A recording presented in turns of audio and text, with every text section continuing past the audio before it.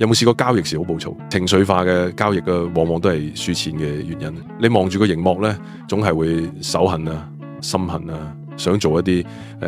買賣啊，但係明明入場信號都冇，你就胡亂開始做一單交易嘅。升嘅時候就覺得自己係股票交易天才，超越其他庸俗嘅散戶，覺得自己係柳宗元，唔與賠柳為累。但係其實只係同大部分人一樣，自視過高，結果有賺嘅時候唔識走，又或者因為想貪盡所有利潤而亂